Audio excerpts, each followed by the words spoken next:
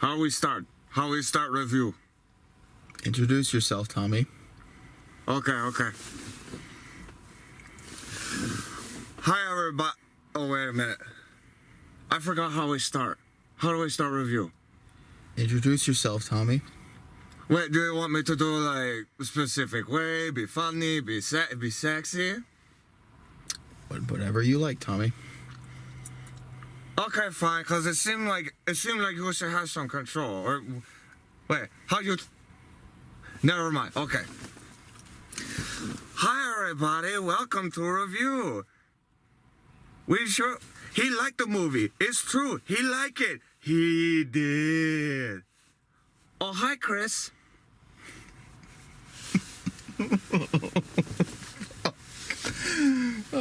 See, at least I got you to laugh now instead of any minute in the theater that we just did.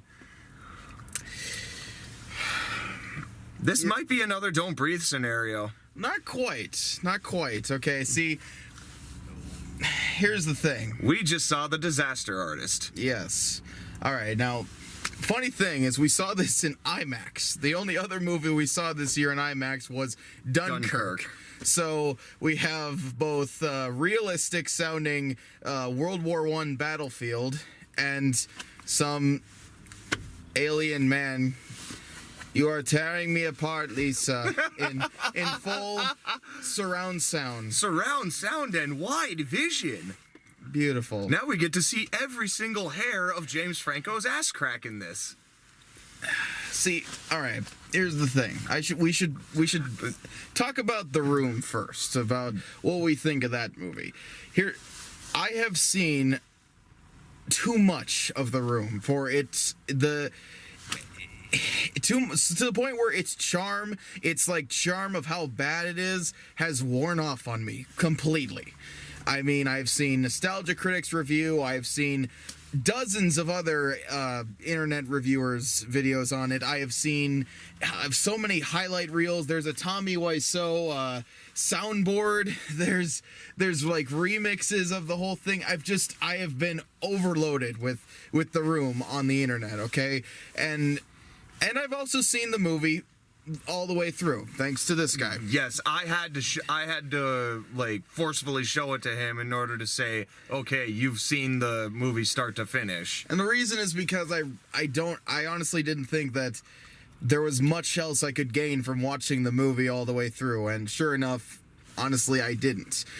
Which I starkly disagree with. I already got the gist of it from all the other things I've seen of this movie online, so watching the full thing, it didn't quite do it for me. It's not like, because the odd thing about The Room is that it's not as it's not as great of a bad movie as people say it is, because, well, we live in a world where Birdemic is also a movie as well. You know, you want a movie that you have to see to believe. I recommend going with that, because like the thing with The Room, and they show it in this movie, is that he got professional help. He got people who knew how to work cameras, who knew how to make sets. He knew, on the technical side, I'd say The Room gets a passing grade. But for Birdemic, these people, they've never held a camera in their life. It was edited on a fucking calculator, and I don't think it was even written by a guy who understood human interaction. So, and not to mention the fact that half the movie's a goddamn romantic comedy and the other half is a shitty disaster movie where people are fighting picture or GIF birds from Google image search with coat hangers. Okay, then. So, I guess what I'm trying to say is that The Room isn't as extravagantly bad of a movie as everyone makes it out to be. I think it's kind of overhyped. I've seen far too much of it, and because of that, this movie just didn't really work as well for me.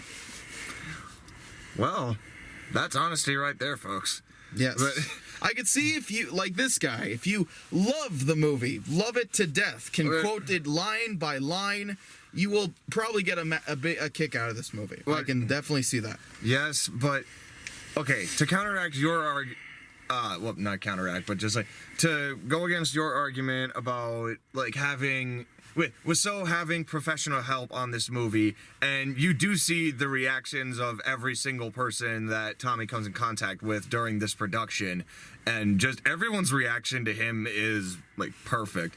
But I find that there is a tragic case of The Room too.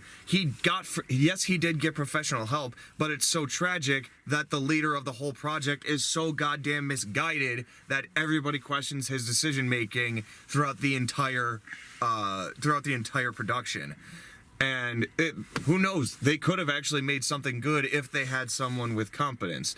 But luckily, this shows that like passion does not always equal like intellect or intelligence, but it does result in something. And in regards to The Room, the actual movie, it's not like I actually legitimately I do enjoy it, but for all the wrong reasons. That's why this movie is so notorious, but also well known as cult status, because it's so crazy to think that a movie like The Room can exist, just so strange, but still seeming like it's in everyday reality, and constantly questioning this head honcho.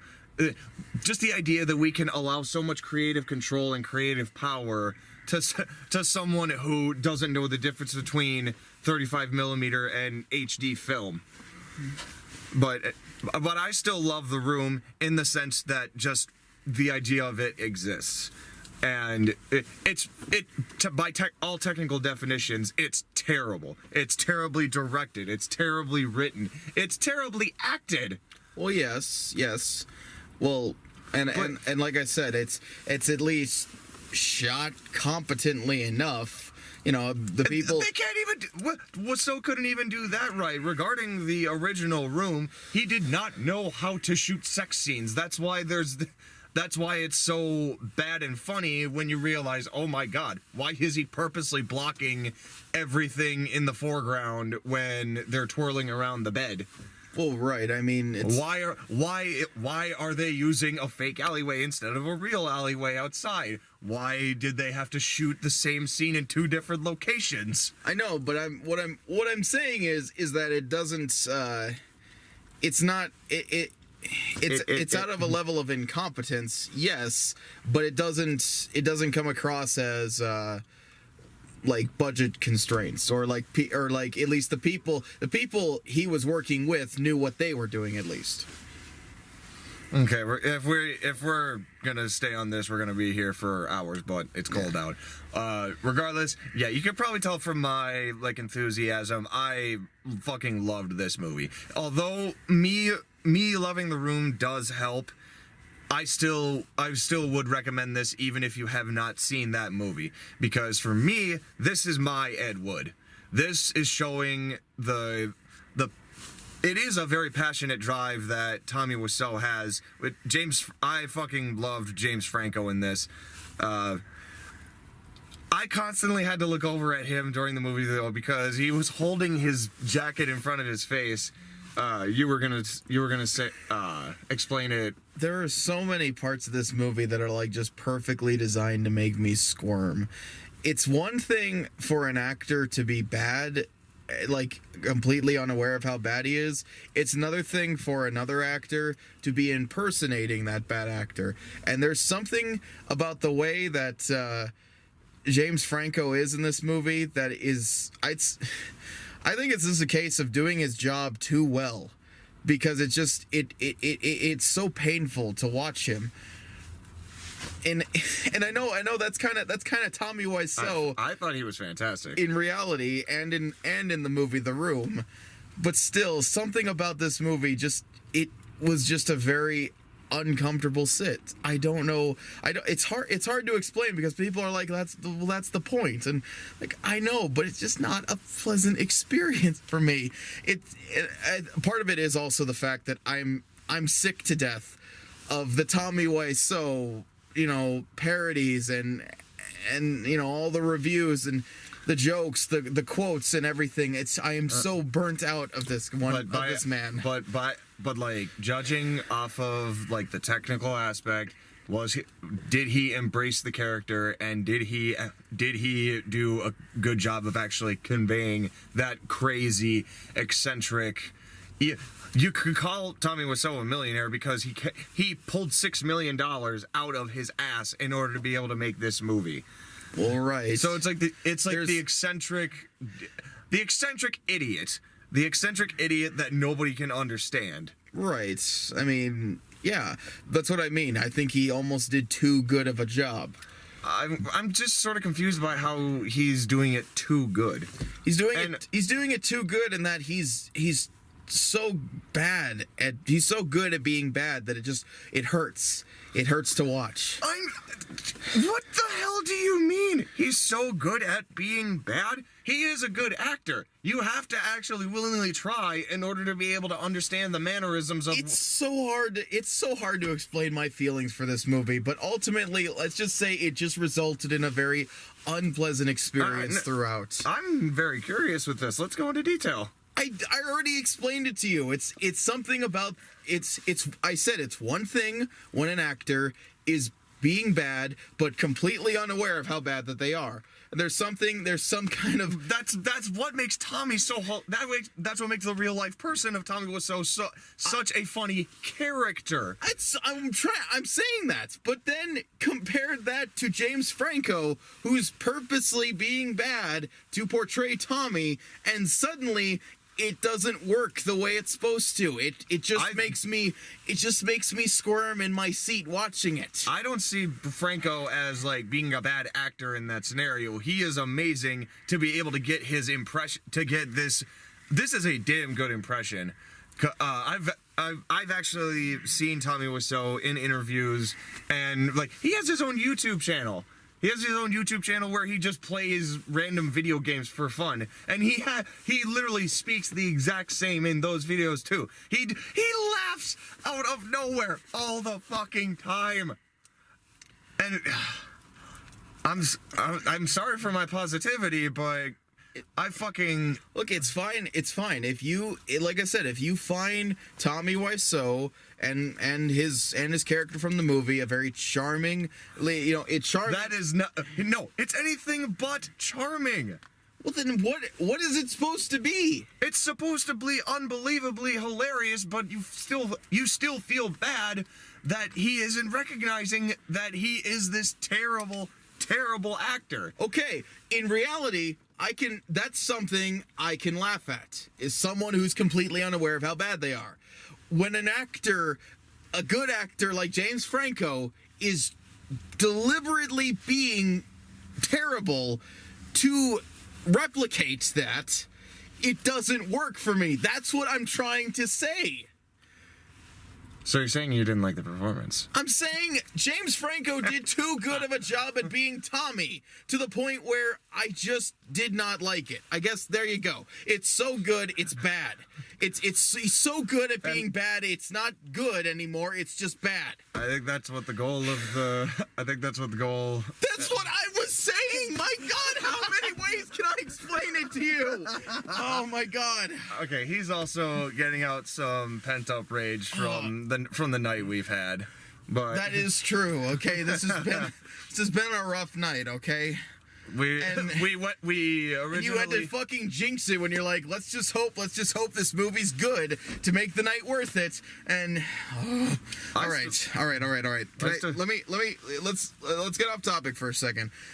Going away from Tommy Wiseau, there's also a lot of other actors in this movie, a lot of, bigger name actors, recognizable actors that play these other actors / characters from The Room. And there's both good and bad things about it, because for the most part, everybody looks like they're supposed to. Everyone looks like their respective characters from The Room, to a certain degree. But at the same time, you can still see the real actors underneath it, and that to me can be very distracting. I mean, like Zac Efron plays the drug dealer Chris R. Yeah, who is unquestionably the best actor in that movie. In The Room? in the room. Okay, yeah. Whoever played that drug dealer did a better job than anybody else. That is very true. He only had one scene. One scene resulting in Tommy looking like the hero. And he's going to jail. Come on, Denny, let's go home, huh? Yes. So, who play? You know, funny thing was, it took me a while to realize that the guy who played Greg was not actually not supposed to be Mark in the movie, but I kept thinking he was going to be the kid. Denny? No. Yeah, I don't know why. I kept thinking that, and I was like, man, when does Mark show up? And it's like, oh wait, that is Mark. And then when Denny comes in, he's played by Peter. Yeah, Peter, Josh Hutcherson. Which, okay, for the most part, he does look like that kid, but I still see this famous kid actor. You see, my problem with this movie is that it tries to blur the lines between reality and fiction, and it's just pulling me in so many different directions. It's hard to keep up. Like, at one point they meet Bryan Cranston. I mean, like, actually the real Bryan Cranston. Yeah, the real Bryan Cranston. And I lean over to you, and it's like, it's really weird to introduce real world actors when you have a whole bunch of other real world actors playing other real-world actors playing fictional characters.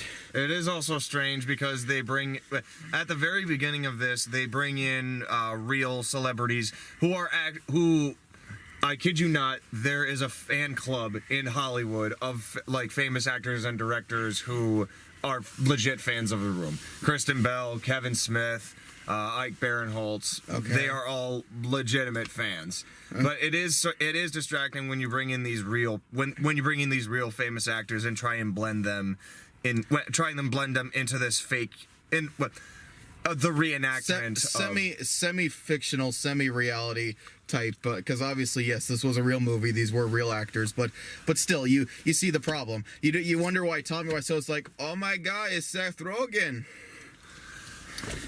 Dude, Seth Rogen was hilarious. Seth Rogen was funny. He was the most like down to earth guy of the whole. So wait, you actually did laugh at funny moments in this? Oh, there were moments of actual levity to this. I think what hurt me the most was just seeing Tommy Wiseau being weird or being a bad actor, and everyone going, oh god, like, everyone cringing at it. It doesn't make me laugh along with it. That just makes me kind of squirm with it. Like, yes, I get it. I've seen it before. Move on. I thought I love everyone's reactions because it makes you feel like you're actually a part of that group saying, Jesus Christ, why are we doing this? Why are we here? But at least the audience we had a lot of fun. Oh, I had a fucking ball. Did you? Okay, Dave Franco as Greg Sestero, that was a bit distracting for me too, because when you actually look back at The Room, the movie, Mark, like, you always know the visual image of Mark and Johnny as Mark being obviously taller and better looking.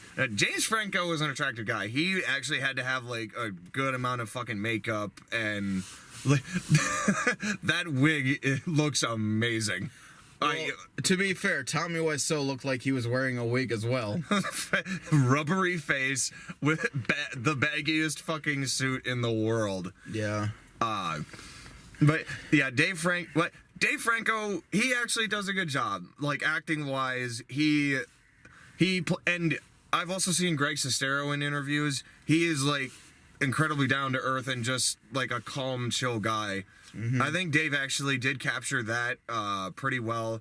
Just being hopeful in a like terribly difficult and shitty environment, like, or it either shits on you or it rewards you, like that era, that like idea of Hollywood. And what I did really like from Dave is that he still displays that there is a passion, there is a drive, in one of the hardest places in the world, but you just have to know every single thing that you're gonna get into before. But you gotta have some aura of competence and intelligence in order to still get by. It's sort of like blind faith, and how, oh god, I lost track. Damn it. But yeah, I still really liked him. Although I did think that the bromance that they had was a little bit too overplayed. That's the other thing. I was waiting for the moment to be revealed that Tommy Wiseau is apparently a closet homosexual, and I don't say that as a joke. I mean, like there is some genuine sexual tension when Greg brings in a girlfriend, and he's like he's getting all pissy with him about it. Like, dude, if you want to get into his pants, just come. You got to come out first. Everyone still thinks you're straight, but I'm not saying I know Tommy Wiseau's gay or not, and I'm not trying to joke about it. But really, this movie very heavily pushes it in that direction. So what else am I supposed to think? For me, I sort of saw that as just as a joke. But yeah, Tommy is so he's incredibly clingy in this.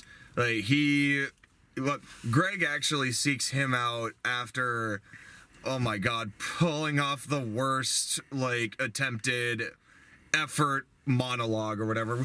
So literally climbs the scaffolding of a stage in a scene class that they have together and falls off flat on his ass. He takes it like a champ, though. Maybe he could have been a stunt. Maybe he could have been a stunt man. Yeah, that'd be perfect because people wouldn't have to look at his face. Yeah, okay. Anyone who watches Phaelus knows his review of The House of Wax, where he makes the joke that the killer, Vincent, looks suspiciously a lot like Tommy Wiseau, and he puts all the lines from The Room in front of it. Yep. I've seen that review. I genuinely thought that's what Tommy Wiseau did after The Room. I had to tell him, no, that's not fucking Tommy Wiseau. Because keep in mind, Vincent didn't have any lines in the movie, and it just, I don't know, it kind of matched the narrative. I guess I'm not as gullible as you are. Oh, well, okay, but I suppose that would be kind of funny if he just... Oh, that'd be... it'd be especially ironic because one of the main themes of this movie is the fact that Tommy Wiseau wants to be a hero so bad, and everyone keeps telling him, you'd play a great villain. And that's another irony that I saw, in the first 2 acts or whatever. Tommy is constantly being told that he could be seen as Dracula or the Frankenstein monster or other shit like that. He's trying so fucking hard, but due to his lack of fucking knowledge, I guess, he turns into a villain. He directly sabotages Greg's attempts to have a bit part on Malcolm in the Middle. That's where Bryan Cranston comes in because Greg's girlfriend knew him through Pilates class. Yeah, because Bryan Cranston looks like he does Pilates. But yeah, Tommy goes out of his way to make sure that his vision is seen. It's his story. His legacy is sitting in the palm of his hand, but he's sort of like a tragic anti-hero in that he will do anything in order to be able to get what's his trademark out to the world and in his view. So that actually did make me feel more bad for Greg because he's just this naive guy who wants to make it big. Sorry, just checking my phone. Oh, it's okay. But yeah, that's one thing that I loved about the writing of this is just how likable and understandable they make Greg. And oh my God, James Franco. I know you don't like his performance. I fucking loved it because that's the only impression that's closest that actually matches Wiseau's acting, as opposed to Greg Sestero actually does do an amazing Tommy Wiseau impression. He does it the slurring and the accent he can do almost pitch perfect. Okay. Not actual pitch perfect. That is a liked movie that's a pile of shit. But yeah, what else? How else can I suck this movie's dick? But yeah, I can't help it. I fell for it. Did you think that some of the movie felt gimmicky? Like it was trying to pander. Well, I mean, there were. I don't know how much of it was real and what wasn't, but it felt like they were trying to deliberately recreate scenes from The Room, but like say that they actually happened in reality, and that's where Tommy got the idea from. It's things like that that you can kind of believe, but also kind of feel contrived. Mr. Petowski? Mr. Petowski? Mr. Petowski? Call on me? No. Sit your ass down. Well, you also should know that I am an expert on the history and events of the making of The Room. Okay. It did legitimately cost $6 million. They did. That wasn't the part. That's not the part I'm talking about. I'm talking about things like him playing football with his best buddies, or the shit with the suits and all that. Yeah, that's how that fucking happened. He just did not care about continuity, and he just wanted everything to like stay visual. And the creation of the fake alley set, that's real. Even the 32 takes, that one thing took 32 times to get possibly the worst acted scene in history. The one where he goes, it's not true, it's bullshit, I did not hit her, I did not. Again, 32 takes. I think Birdemic has something to say about that. Worst acted scene ever. I have no frame of reference because I have not seen it. God, I could show you just one clip of Birdemic would probably change your mind on that. I'll try to act it out for you. What does it take to win your business today? All right, I'll give you that and a 50% discount. Can we close the deal today? Can I place your order? Okay, thanks. We appreciate your business. Woohoo! $10 million. That didn't seem that bad. I probably made it sound better than what it actually was. Then again, you might also underestimate your acting ability. Maybe. Look, this movie is not bad because it's poorly. Well, I mean, in some cases, obviously, it is deliberately poorly made to match the source material, but still, it's not bad in the sense that it's a kind of movie that I don't understand why anyone would like it, and it's just not for me because I'm not a big fan. I no longer really laugh at The Room or things related to The Room anymore because there's just been such an overabundance of it. And so the one thing I keep coming back to when I was watching this movie was Ed Wood. I know you mentioned like this is your generation's Ed Wood. Well, or the new age Ed Wood. Okay. For me, I think Ed Wood, do you really like Ed Wood like a lot of other art students do? The movie Ed Wood, yes. Yes. I haven't seen any of his actual movies. No. The movie Ed Wood. The movie Ed Wood is one of my favorite Tim Burton movies, and it has what it unquestionably for me is the best Johnny Depp performance ever. Love the movie. Similar to this movie, it follows the same. It goes along with the same themes of following your dreams through impossible odds and just following your heart regardless of what other people tell you, regardless of I guess even if it comes out with a quality product. But the point is that you follow your dreams and you do what you want, and he clearly loves what he does. In some cases, I think Tommy Wiseau, what held him back was not budget constraints. The guy had like bottomless pockets out of nowhere. It's his own ego and idiocy. Yeah.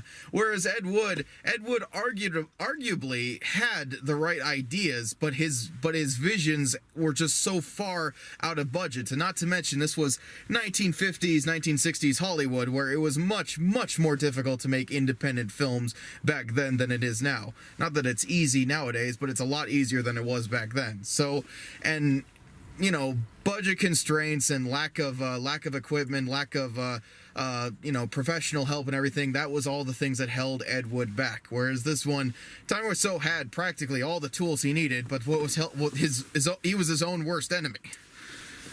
So couldn't have said it better. Yeah. So I can understand where people would walk away from this like they would Ed Wood, or I guess in a different way, because it's nowhere near as silly as Ed Wood was. but still, for me, I'll just stick to Ed Wood. More power to you. And I still really like Ed Wood because the eccentric nature of Ed Wood is like contagious. His personality, his drive is unbelievable. Tommy Wiseau he's not as relatable with like his passion and drive, even though it's still there. It's just more hilarious for me to watch this idea turn into just a burning dumpster fire. Because that's where I get a lot of the comedy out of this. But that's also where, like, for me at least, the drama does kick in. Because this, and again, it's relating back to Dave Franco as Greg, still just taking advantage of the naivete of others. And he's also ruining the future careers of the other co-stars. Mm-hmm. Like, he's ruining Lisa's, Juliette Danielle, he's ruining her future, possibly the future of Danny, but then again, that kid, I don't even know how old he was when he did that role, but the guy who plays Denny is a fucking creepy bastard. Yeah, luckily they didn't focus on that with Josh Hutcherson. In reality? But no, during the movie, the guy who played Denny was so badly he acted so badly that he was like fucking creepy in his scenes where he wasn't even supposed to be creepy. You look beautiful today. Can I kiss you? You're such a little brat. I'm just kidding. That's a fucking. I wouldn't call that creepy. I would just call that. And him jumping in on them like play fighting on the bed. I just like to watch you guys. Okay, that's the closest thing to creepy you could say, but I can't really think of much else in the movie. But regardless, it's I still feel for like everything that happens in this. Also, I don't want to say my opinion is too biased because of my affiliation with The Room, but I still loved this movie even by itself, even though it does. Well, it literally has to reference the movie that it's based on, but I still I didn't see like these people playing, just these famous actors playing characters. I actually felt like I was seeing the real life production crew, the real life actors of this doomed project. Admittedly, yeah, they played the roles right. It's just the one thing they couldn't hide was their faces. That's what I was saying was so distracting. Like I see all these people, and then I was hoping that this movie would kind of live in its own little bubble of where we wouldn't focus on any real life actors. But then when Bryan Cranston shows up, it's like, okay, so why has no one commented on Seth Rogen being the fucking script supervisor? So, or anyone else for that matter. Zac Efron and dozens of others. Luckily, I was invested enough with the story, with the relationship between Tommy and Greg. Personally, I couldn't get too invested either because it focuses so much more on being weird, wacky. Well, no, I guess not wacky, but just like sort of crazy. What the fuck kind of world do we live in where this happens sort of thing? This singular man exists. So, I mean, yeah, I could see I could see why people would like it. It's definitely not for me. I fucking love it. This is definitely going in my top 5 for this year. Well, spoilers, man. That's coming up soon. Huh. I wonder if people would have figured that out, considering the end of the year is up. Yeah. We're definitely not going to be able to do it on New Year's Eve like we did last year. But that's totally fine, just as long as we're able to get a list out. Yeah. Well, and luckily, we've gone to enough movies this year where we're both actually confident about our lists. Surprisingly, I think I'm struggling to find top 5 worst. I mean, yeah, plenty of good movies I saw this year. In fact, I'm having a hard time making my top 5 just because there's so many good movies. I don't know which ones to leave out. Yeah. Luckily, this year did have a lot of good movies. Oh, and random tidbit. I love the title of this movie and the book, The Disaster Artist. because it's just like a perfect contradiction, but it's also literally the perfect description for the alien, crazy, lunatic, rubbery man that is Tommy Wiseau. What about Disaster Piece? Or has that already been taken? I don't know if it's been taken, but I think the Disaster Artist, with it being more specific, paints a portrait better than Disaster Piece, because there were supposedly intelligent people besides this one eccentric idiot who by his own measures created one of the most notoriously criticized movies in history. But yeah, I highly recommend this, especially to anybody who is a fan of movies and movie making, because I suppose, yes, there is that aspect of it. There's a lot of interesting things with the way movies are made. How to go applying for talent jobs, looking through papers, addressing production crew, time cues, basically just the details of a general shoot. Mm-hmm. And I really like that stuff. Yeah, it is. That part is interesting, like I said, but it is put through a filter of weirdness with Tommy Wiseau at the helm. Yeah. And I say, more of Tommy Wiseau ass. Everyone need to see his ass. Okay. And James Franco has a hairy ass. It's weird. It's very, very, very weird. But then again, that was the point. Well, his ass was supposed to be. It should have been shaved. His ass was bare in the room. I remember. Everybody remembers. Everyone need to see my ass. Oh, there were so many comments from Seth Rogen of things that so many critics have said 1,000 times over. Yep. Is he fucking her belly button? Or what's another one? Why do I say that line? It's never brought up again. Yep. Crap, I can't remember the part, but it's when they're talking about the hospital on Guerrero Street. What a story. Dude, that's not funny. This is supposed to be serious. Oh, okay.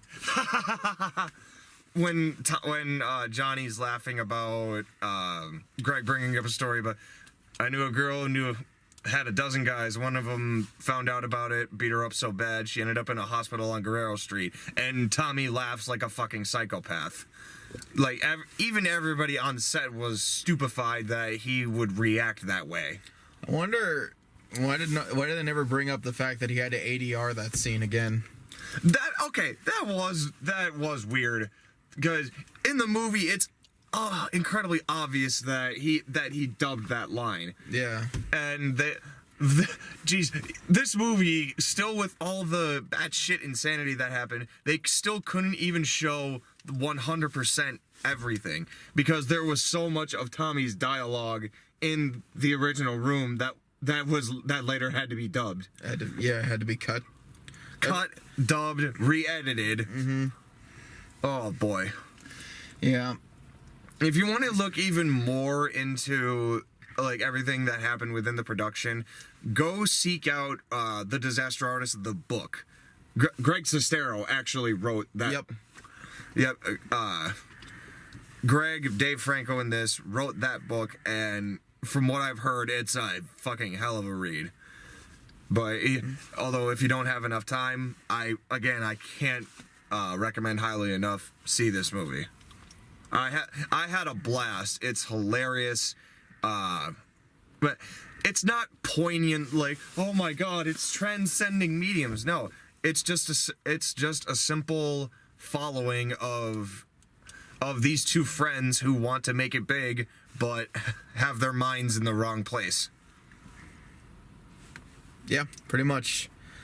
It was an enjoyable experience for me, but it'll probably be a lot more you can get a lot more out of it, probably. It just depends on where your heart lies. Yeah, I mean, I suppose if you're like me and you're just kind of sick of the Room everywhere, all over the internet. The parodies, the highlight reels, the memes, the the remixes. Just for me, it's been done to death. I can't listen to a James Franco impression of Tommy Wiseau for an hour and a half and find it funny all the way through. After a while, I just start to squirm. I just want it to stop. Stop the madness. Yeah. At the end of the movie, they were playing clips side by side, the comparisons. I didn't really like that much. Yeah, at that point I was like, can we just leave? Man, I just wanted to stay just to see like how close, or even if they did get close to what the original movie had. There were a few moments where I think James Franco was overplaying it to what the actual Tommy Wiseau did. Like the I did not turned into I did not. That's sort of the joke, though. Oh, okay. Well, I don't know. So, yeah. That's the Disaster Artist. Next you'll see us, we'll probably be doing our top 5 best and worst of the year. If not that, we might be able to squeeze in maybe one more movie before the year ends. Possibly, yeah. But I still fucking hate Hollywood for doing this, cramming every single good movie of the year all in December only to get Oscar consideration, which is apparently what Tommy Wiseau also did in order to get the room for eligible for the Oscars. Oh, God. God bless this moron. But hey, he's happy. Can't fault him for that. Bye, everyone. Later.